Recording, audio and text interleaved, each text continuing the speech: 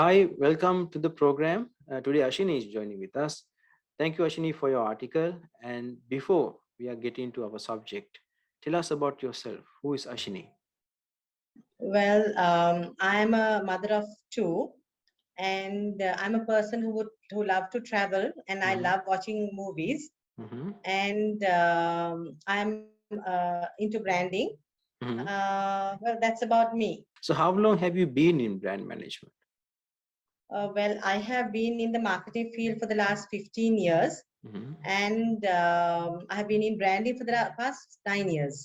What's the best part of being a brand manager? Well, the best part of being a brand manager is that you get to create a personality to your product. It's like, Mhm. giving a birth to a child and keep looking at it growing. So, what was your childhood ambition?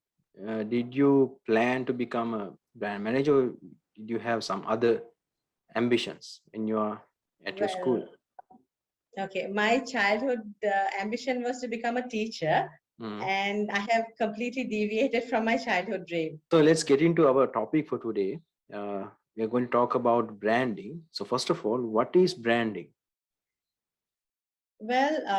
Basically, branding gives a unique identification for your product, Mhm. service, or for that matter, even for an organization.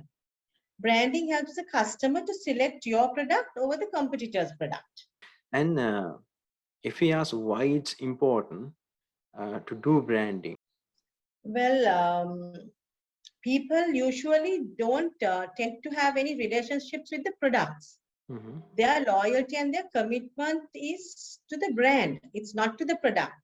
So it is important to have proper branding if you want your product to, stand out from the others. Mhm. It's very important. When it comes to professionals, because most of the people are thinking branding is for big multinationals, but how it become for a professional as an individual to brand him or herself? If you talk about personal branding. Personal branding is a unique combination of skills and experience that defines you for who you are.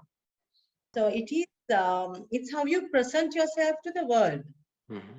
And effective personal branding, Chris, is will differentiate you from the competition and Mhm. allows you to build trust with prospective clients and even employers. And I personally believe that organizations should encourage their employees, to develop strong personal brands, because it just not only, helps themselves to develop themselves, but, also increases the exposure of the company, the organization. So let's talk about personal branding in your future articles as well. When it comes Definitely. to small businesses, because sometimes multinationals, yes, they are working on branding, but when it comes to entrepreneurs or small businesses, medium-sized Mhm. businesses, sometimes they are Yes. forgetting to do their brand. How it can be a benefit for a business? We are focusing on small-scale business Mhm, to think mhm. about branding. Yeah, it's like this. Like good branding will always elevate a business by building recognition and loyalty.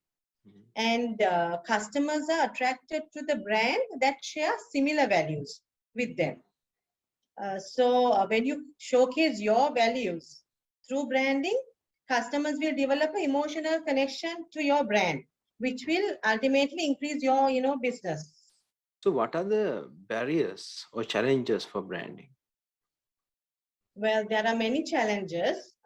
If you take one of the many is consistency across all platforms. Your Mhm. social media voice must match with the print collateral voice.